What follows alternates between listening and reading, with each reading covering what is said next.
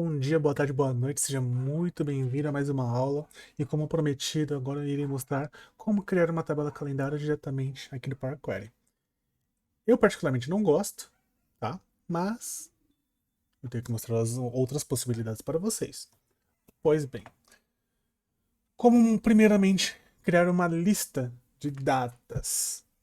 Eu posso clicar com o botão direito nova consulta, consulta nula, ou aqui em nova fonte, consulta nula. Fiquem à vontade. Deixa eu só remover daqui, que eu vou criar ela dentro aqui de outras consultas. Então, clico dentro da pasta de outras consultas, nova consulta, consulta nula. Para criar uma lista de datas, eu tenho que utilizar aqui, colocar um igual. Deixa eu dar um zoom aqui. List.dates. Dá um espaço, depois dá um enter. Aí ele vai criar aqui um conjunto de parâmetros, onde ele pede uma data inicial, quantos dias ele irá contar a partir daquela data e de enquanto em quanto ele vai pular. Por exemplo, eu quero que a minha tabela, a minha lista de datas comece dia 1 de 1 de 2010, que ela conte para frente 4.000 dias e que ela analise, ou seja, os passos um a um.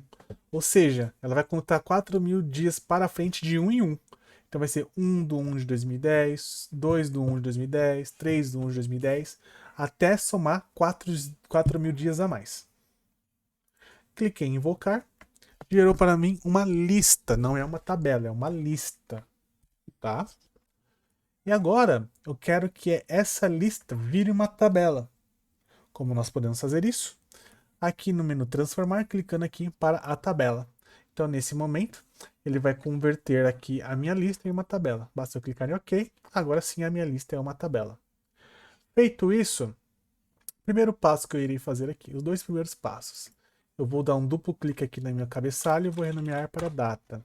E vou alterar o tipo para data também. Então, foi duas alterações que eu fiz, data e tipo data. Note que sempre quando você fizer essa conversão de uma lista para uma tabela, a tabela será renomeada automaticamente para a função invocada, no qual você pode trocar aqui para calendário. A dimensão calendário, como nós já criamos a dimensão calendário, lá seria redundante colocar a dimensão calendário novamente, então colocar só calendário. Beleza, só que aqui eu fiz manualmente. Eu coloquei aqui a data inicial, quantos dias irá contar ali para frente e de quanto e quantos dias será pulados. Só que eu quero que isso seja de forma automática, que ele identifique a primeira e a minha última data do meu conjunto aqui no meu Power BI e que ele vá gerando essa quantidade de dias automaticamente. Para isso, nós precisaremos abrir o Power Query, o editor do Power Query, que é a linguagem M, tá? Então, aqui na página inicial, clicando aqui em editor avançado, irá aparecer aqui essa telinha, tá?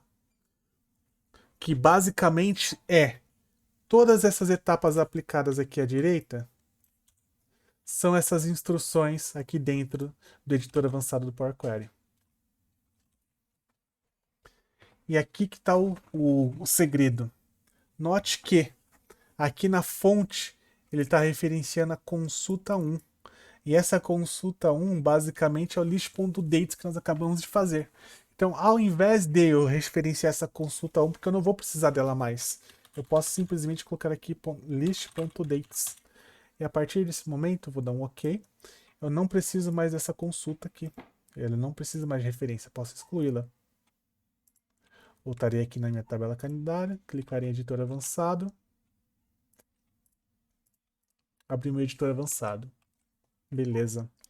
Agora, olha o que ele está acontecendo. No list.dates, o que ele pede? Uma data inicial, que aqui ele está pegando 1 de 1 de 2010, que foi exatamente o que nós colocamos. Quantos dias ele contará para frente, nesse caso eu coloquei 4.000. E qual é a duração, ou seja, de enquanto em quantos dias será pulado, que é de 1 em 1 dia. Eu quero que isso seja feito de forma automática. Para isso, nós precisaremos criar algumas variáveis anteriores para fazer os cálculos da data inicial e a duração de dias, beleza?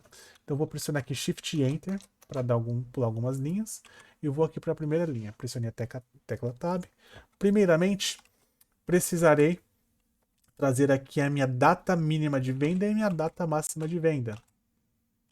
Vou colocar aqui, criar uma variável chamada data venda mínima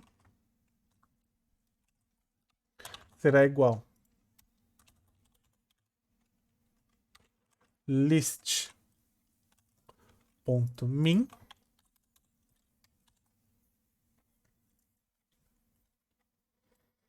ou seja, qual é a menor data de uma lista, cada coluna do Power, do Power, cada tabela possui várias colunas.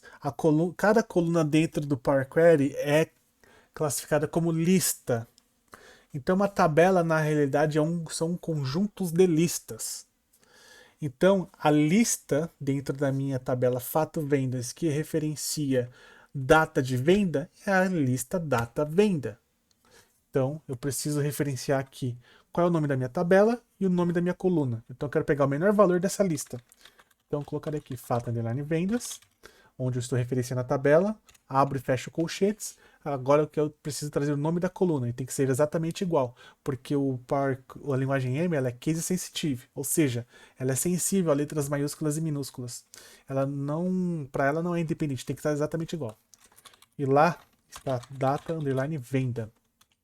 Então esse é o primeiro fator, o primeiro parâmetro que eu criei aqui. Eu criei uma variável data venda mínima que ele está pegando a menor data.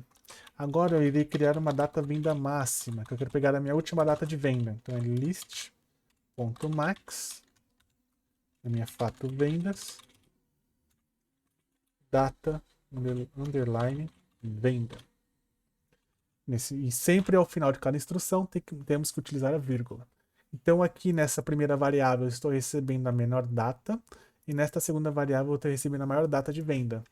Agora eu preciso trazer a data, a primeira data do ano dessa venda que ocorreu. Vamos supor que a primeira venda ocorreu dia 1º de julho de 2010.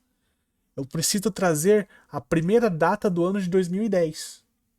Porque eu tenho que ter o ano inteiro completo. Para isso, como nós poderemos fazer? Criaria aqui uma variável chamada data inicial, que se utilizará a função date, aqui, date.start of year, ou seja, data do início do ano. Abro parênteses, e quem que eu irei referenciar aqui? A variável que eu acabei de criar, que é a data venda mínima. Min.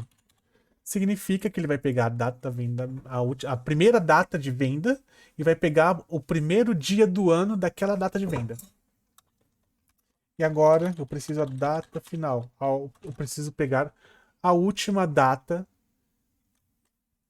do ano da última data de venda. Se a última data de venda aconteceu dia 31 de agosto de 2022, qual é o último dia do ano de 2022? 31 de dezembro de 2022. Eu preciso pegar esse dia. Para isso, nós utilizaremos date.end of year, fim do ano. Dia do fim do ano. E eu vou buscar a minha data de venda máxima. Então tá aqui. Eu já tenho a minha data inicial, que é essa data aqui. Inclusive eu já posso substituir data inicial. Ao invés de ele vai pegar automaticamente. Agora, para essa duração aqui, nós precisaremos fazer um cálculo. Qual é o cálculo? Vou chamar aqui de duração.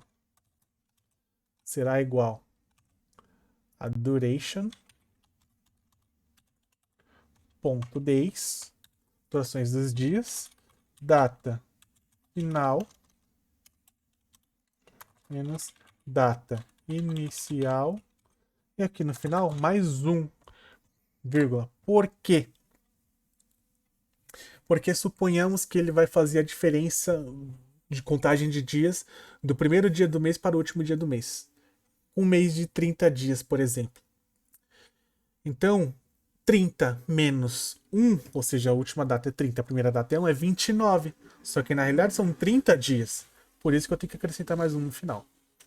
E aqui, onde está aqui 4.000, que é a duração, eu troco pela variável duração. Clicando em OK.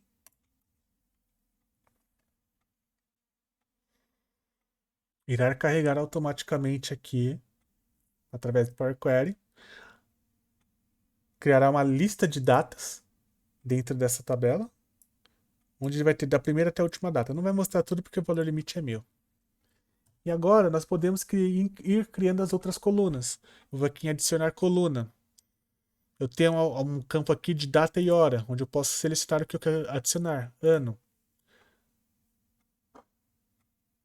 Ele já vai adicionar na coluna ano do lado. Clico novamente na coluna data. A partir dela, o que eu quero criar? O número do mês. Ele vai criar o número do mês. Seleciona a coluna data novamente. A partir dela, eu quero que ele crie o nome do mês. Ele criou o nome do mês. A partir dela, eu quero que crie o trimestre do ano. Ele vai criar uma coluna de trimestre. Depois, semana, dia. É só você clicar na coluna data e aqui adicionar coluna, onde tem a opção data, setinha para baixo. E aqui você escolhe pelo que você quer adicionar. Ano, mês, trimestre, semana, dia. Tá? Só que o que acontece? Primeiro, ele fica um pouco pesado no modelo. Você já percebeu que toda vez ele vai carregar, vai ler todos os dados da tabela fato de vendas, vai pegar o menor e o maior, e depois vai montar a tabela. Ele está analisando somente as datas de venda. Porém, se eu precisar analisar os clientes, por exemplo, data de nascimento de cliente, eu não consigo, porque eu tenho um cliente que nasceu em 1910. E essa tabela aqui ele só vai pegar a partir de 2010, que foi a primeira venda que ocorreu. Então, esse é um dos diferenciais do porquê eu não utilizo através do Power Query. Mas fica a critério de vocês pelo qual vocês utilizarão. Nesse nosso projeto, nós não utilizaremos a data de nascimento do cliente para, por exemplo, calcular a idade. Mas, por boas práticas, eu sugiro que utilize a maneira lá do DAX, porque é uma maneira fácil de dar manutenção e é simples e não pesa tanto no nosso modelo. E aqui as demais colunas, fiquem à vontade para acrescentar quais colunas vocês quiserem. Beleza? Eu vou escolher essa tabela porque nós não utilizaremos ela no nosso projeto, nós utilizaremos aquela que criamos lá no DAX. A nossa aula é essa, tá? E vejo vocês na próxima aula.